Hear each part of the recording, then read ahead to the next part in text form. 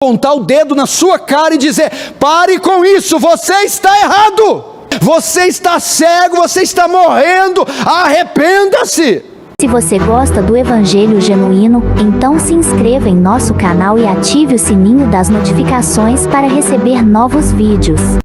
Bem-aventurado é aquele a quem Deus perdoa todo tipo de pecados. É isso que Davi está querendo dizer. Então aqui, irmãos, Davi está mostrando a importância do perdão, o quão essencial ele é, o quanto esse perdão afetava a vida de Davi, o quanto isso era relevante para a vida dele. Os primeiros versos tratam do perdão, e os efeitos do perdão deixava Davi pleno, realizado, a despeito da coroa, dos títulos e do colosso que era Davi em âmbito natural. Ele dizia: sem a paz com Deus, sem o perdão, eu não tenho felicidade. A verdadeira felicidade reside em ter paz com Deus. Então aqui nesses primeiros versos ele mostra a importância de receber o perdão. Entretanto, o que levou Davi a chegar a essas conclusões? O que fez Davi ver a importância que o perdão tem? A importância que está limpo com Deus, ter consciência limpa diante de Deus. O que levou ele a estar em paz com Deus e ver a importância que isso tem?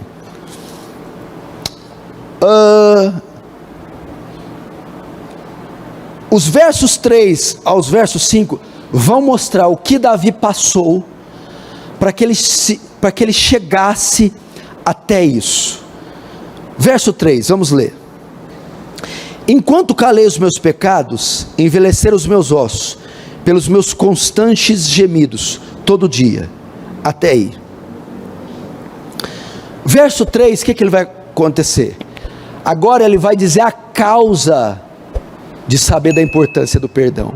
O verso 3, ele vai se reportar para o pecado dele contra Batseba e contra Urias, a trama que Davi se envolveu.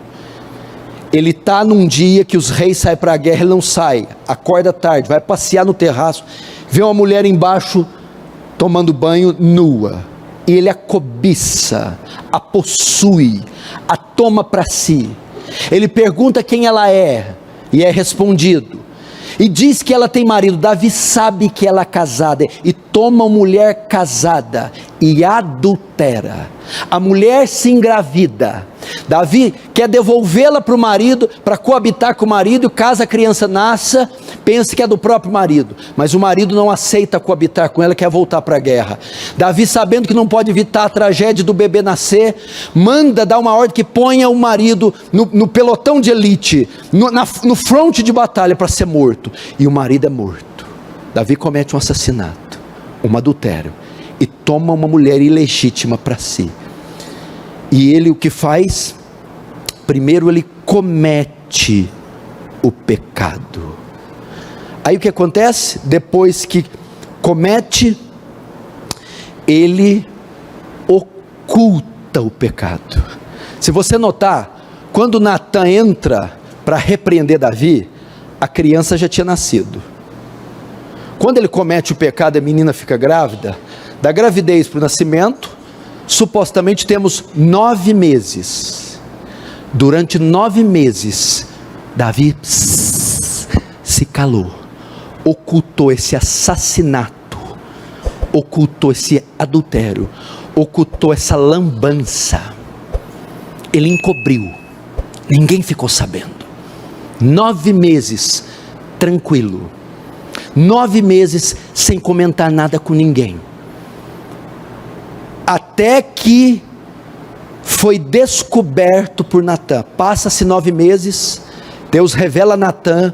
Natan entra até na sua sala e diz: assim diz o Senhor, tu és este homem, tu és este homem. E o que acontece? Os olhos de Davi se abrem, e ele descobre: pequei contra Deus.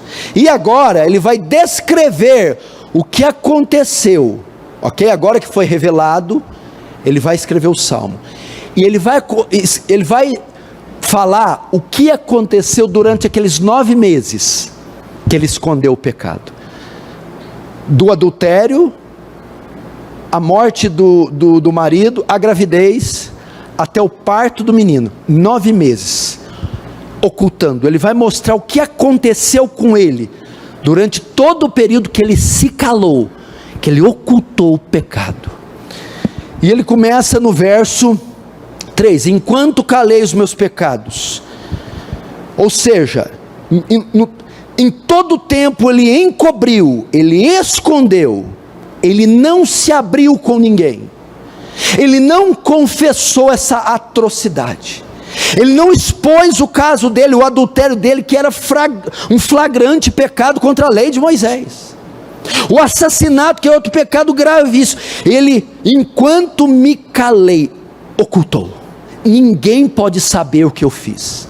Eu tenho que manter uma imagem de uma pessoa reta, correta. Eu não vou contar, eu não vou expor isso para ninguém. Então, primeiro, ele oculta o pecado. Agora vamos para as consequências dele ter ocultado esses 9 meses. O verso 3 ainda: enquanto calei os meus pecados, envelheceram os meus ossos. Vamos para a primeira consequência dos pecados ocultos, escondidos: o envelhecer dos ossos. O que é isso? Uma linguagem para dizer aflição, agonia, perturbação. Não existe um homem na face da terra em sã consciência, uma mulher na face da terra, que se diga cristão, que oculte pecados e tenha paz. Envelhecer os meus ossos, da ideia de gemido, da ideia de aflição, perturbação, agonia. O sujeito não vai dormir em paz, o sujeito não vai gozar de uma vida tranquila, porque ele está encobrindo pecados, e os ossos envelhecem. Perturbação. Segunda consequência, o verso ainda 3: envelheceram meus ossos pelos meus constantes gemidos. O que é isso? Perda da paz. O pecado oculto tira a paz. Não tem nada mais agradável para um homem do que a paz de espírito, e não tem nada mais desagradável quando ele perde. Agora veja a intensidade dessa perturbação: pelos meus constantes gemidos todo o dia. O homem foi dotado com razão, com consciência, e a consciência não lhe dá paz. A consciência o lembra, o relembra, o lembra de novo todos os dias. Você errou, você matou, você adulterou, eu sei o que você fez, você está escondendo algo grave. Essa era a condição de Davi. Agora, terceira consequência, verso 4: porque a tua mão pesava dia e noite sobre mim. É o que eu já havia falado. O que é isso? A consciência de Davi estava perturbada, o Espírito de Deus o inquietava constantemente. Meu irmão, Lutero, quando foi comparecer na dieta de Worms, para revogar os seus escritos e as suas 95 teses, contra a igreja católica romana, contra a venda de indulgências, todo o clero romano se uniu para dizer: revoga as suas ideias, e aí volta para o seu ofício, e nós te perdoaremos. Lutero diz: não é bom um homem ir contra a sua consciência, e até que eu seja provado pelas escrituras e pela minha consciência, não revogo. Dali saiu a reforma protestante. Irmãos, e o que acontece? Aquele que tem os pecados ocultos, a sua consciência o inquieta constantemente. ele tem a consciência, você está devendo, você sabe que isso que você está fazendo não é bom aos olhos de Deus, você sabe, tem gente que precisa saber do que você anda fazendo, o que você fez no passado, isso está lá, a consciência, a sua mão pesava, o Espírito de Deus o inquietava. Quarta consequência, verso 4: e o meu vigor se tornou em sequidão de estio. Agora ele passa para o campo espiritual. O meu vigor em sequidão de estio, a ideia aqui, ó, a minha força se secou como uma planta no período da seca. Você já viu uma árvore frondosa, florida, e no período da seca do inverno, ela seca, murcha, descasca. Davi ficou como aquela árvore. A ideia é o quê? Definhar espiritualmente. A pessoa que oculta pecados está definhando espiritualmente, minguando, se esvaindo, perdendo a sua força. Irmãos, esse pode ser o seu caso aqui essa noite. Quem encobre a coberta, esconde, nunca prosperará. E talvez como Davi, há 9 meses, há 5, há 2 anos, há 10, você está ocultando pecados. Você não os confessa diante de Deus, não confessa para o seu cônjuge, não confessa para os pastores, oculta. Enquanto isso, você definha, não desfruta de paz com Deus, a consciência o acusa dioturnamente, aflição, o tempo todo, perturbação, falta de paz. E aqui pode estar a resposta para muitos dos seus problemas. Você diz: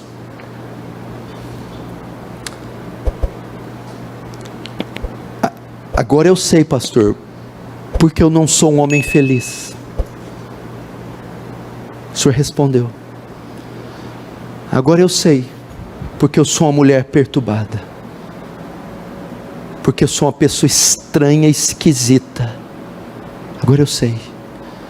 Agora eu sei porque eu não entendo que o irmão vai no culto, canta, bate palma, levanta a mão, está feliz, e eu sempre para baixo, porque os outros contam testemunho, prospera, avança, e eu sempre no buraco.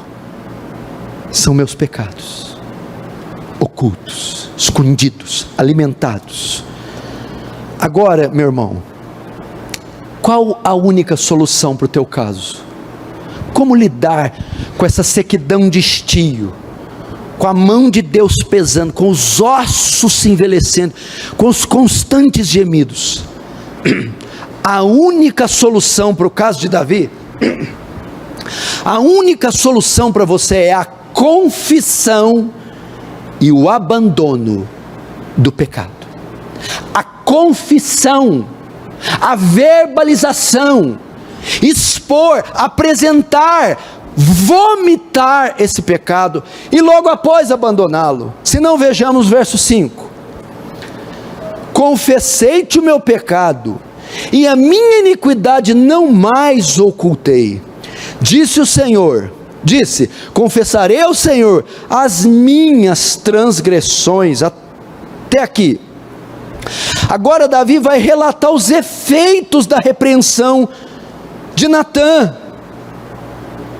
Isso aqui só foi causado, escute, o arrependimento, a confissão de Davi só foi causado após o pecado dele ser descoberto. E como o pecado dele foi descoberto? Através de Deus ter enviado Natã. E se Deus não tivesse enviado Natã? E se Natã não tivesse apontado o dedo na cara de Davi? E se o pecado de Davi não fosse descoberto? Irmão, escute isso aqui. Quando Deus ama alguém, quando Deus quer restaurar alguém, Ele vai enviar uma pessoa para apontar o dedo na sua cara e dizer: pare com isso, você está errado. Deus vai enviar pessoas, colocar pessoas em nosso caminho para dizer: você está cego, você está morrendo, arrependa-se. Se não fosse Natan, quando Deus ama alguém, Ele vai dizer para você, vai enviar alguém para dizer: você está cego, você vai morrer, esse pecado vai te matar. E talvez hoje, pela permissão do Espírito, através dessa pregação, Deus me colocou aqui como Natan para dizer a você: abra os seus olhos e revele os seus pecados, pois eles são a causa da sua ruína, a causa do seu infortúnio. E o que acontece?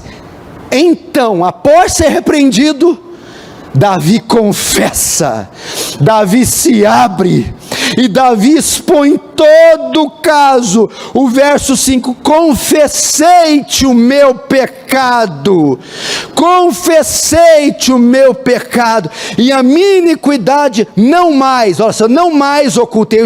Ela estava oculta, eu tinha ocultado, agora eu deixei de ocultar. Então ele abre, se expõe, ele confessa o caso. Agora que os meus olhos foram abertos para o Natan, a parte B, disse: confessarei minhas transgressões. Ele confessou, ele se abriu. Meu irmão, o remédio para você é esse: confesse, meu irmão, levante o lençol, levante o tapete, abra, expõe a ferida, mostra tudo, fala tudo, expõe tudo. É a única chance de restauração para você.